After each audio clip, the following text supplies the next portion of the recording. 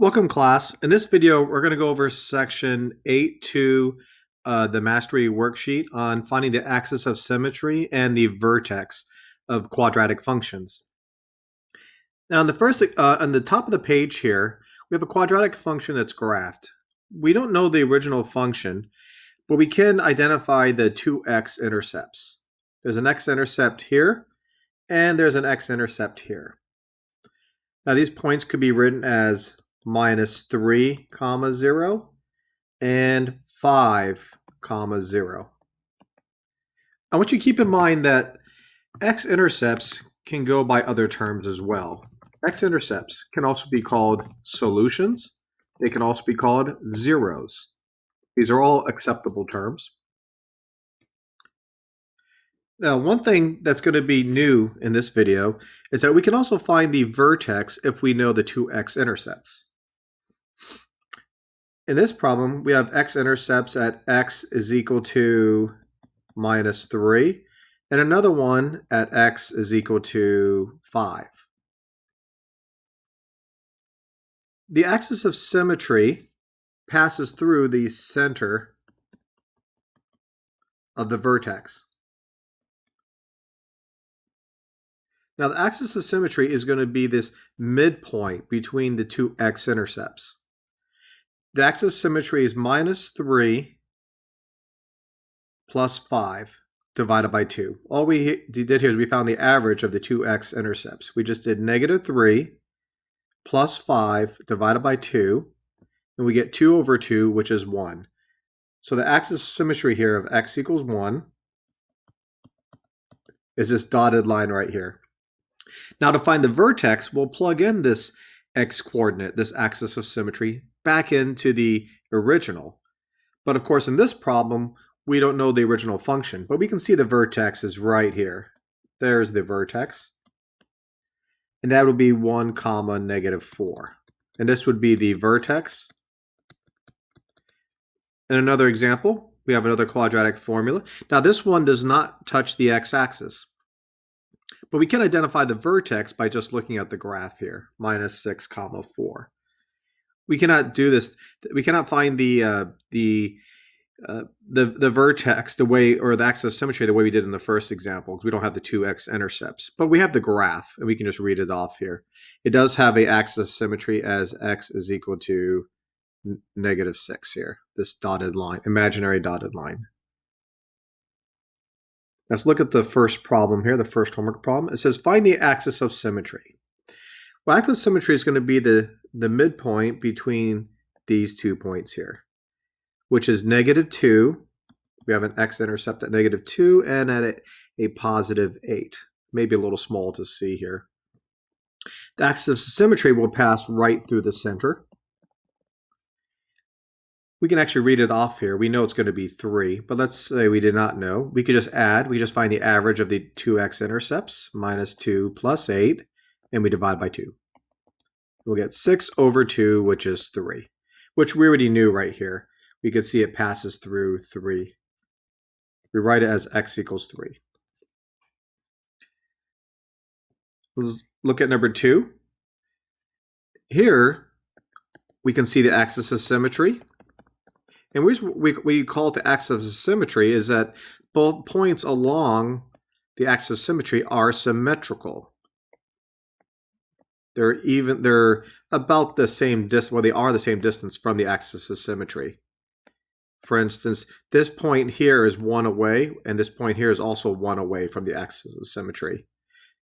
This point up here is 2 units away, and this is also 2 units away from the axis of symmetry. Now, this axis of symmetry and the vertex, or excuse me, the x-intercept are the same point. The axis of symmetry is simply x equals 2.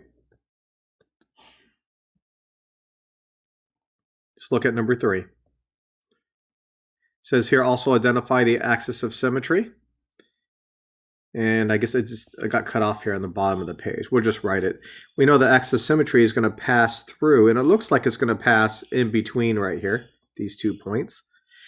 We can definitely identify the x-intercepts and find the axis of symmetry this way. one of the points is minus 10, and the other x-intercept is 4. We'll just find the average between these two, divide by 2.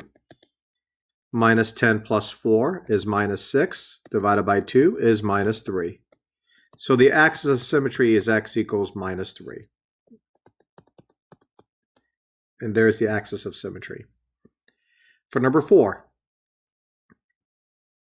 these points we can't really tell what they are. There's some sort of decimal point we can't see, but we can see the axis of symmetry going right through the center. We write that as x is equal to, is it negative 3 or will it be 0? The axis of symmetry is x equals 0. Now let's look at the next page. Now, when we have a formula, an actual quadratic function here, we can find the axis of symmetry using the equation without having a graph. And there's a simple formula we're going to be using right here. X equals negative b over 2a. Just as a reminder, when we write our quadratic functions in standard form, we write it as y equals ax squared plus bx plus c. The first step is always making sure the equation is written in this proper format, and it's in a descending order, where the x powers are counting down, x squared, and then x. We then identify the coefficients. Here, a is equal to negative 2, b is equal to 8, and c is equal to negative 5. We don't need the c value for identifying the axis of symmetry. So we do negative b over 2a. So we have a negative 8 over 2 times a, 2 times negative 2. We get negative 8 over negative 4, which equals 2. So the axis of symmetry is x equals 2. We can find the vertex by just plugging 2 back into the original function. We'll plug it back into here, wherever we see an x. And the work is shown for you right here. We plugged in the x here and the x here, because the original equation was minus 2x squared plus 8x minus 5. And we just plugged in the 2, and we got y equals 3. So the vertex is simply 2, 3. Now for this part of the homework, we'll find the axis of symmetry. Let's look at number 5. Y equals x squared minus 10x plus 25. We have to first identify the a, b, and the c. Here the a is 1. There's a 1 here, even if you don't write it. B is negative 10. And C is 25. The equation is negative b over 2a. So it's negative a negative 10 over 2 times a, which is 2 times 1. A negative negative 10 is a positive 10. And 2 times 1 is 2. 10 divided by 2 is 5. So the axis of symmetry. Now it's important, do not write just 5, write x equals 5. That's the proper way to write an axis of symmetry. Now let's look at number 6. We identify the a value, which is negative 3, the b, which is 6, and the c, which is the 5. Again, we don't need the c for the axis of symmetry. There are times when the c will be useful, but not for what we are learning in this lesson. X equals negative b over 2a.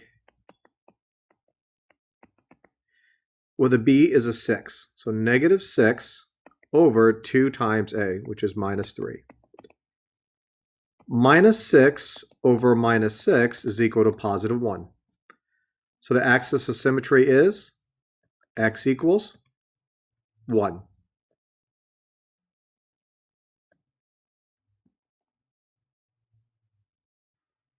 Number 7. It says here, find the vertex. A little hint here is refer back to problems 5 and 6. We have to first find the axis of symmetry. X equals negative b over 2a. And by now, you're probably getting faster at identifying A, B, and C coefficients. B is negative 10. So we have a negative 10 over 2 times A, and A is 1. So we're going to get 10 over 2, which is 5. So the x-coordinate is 5. This is also the axis of symmetry. X equals 5. To find the vertex, we'll plug 5 back into the original function, x squared minus 10x plus 25. So x squared, 5 squared, minus 10x, put a 5 here, plus 25. 5 squared is 25, minus 10 times 5 is 50, plus 25. If we combine 25 minus 50 plus 25, we will get 0. The y-coordinate is 0. The vertex is the x and y coordinate, so it would be 5, 0. If I were to do a quick sketch here, I know this graph is a y equals x squared graph, so it is opening upward. It's a positive. And the vertex is at 5. So the graph looks like this. Here's a little sketch of it without plugging in more points. You don't have to draw the graph, but I just want you to understand. We can make a quick sketch now. Number 8. Again, to find the vertex, we need to find the axis of symmetry first. X equals negative b over 2a. It's a negative 6 over 2 times a. A is negative 3. So we're going to get negative 6 over negative 6, which is 1. So x equals 1. To find the vertex, we're going to plug 1 back in to the problem.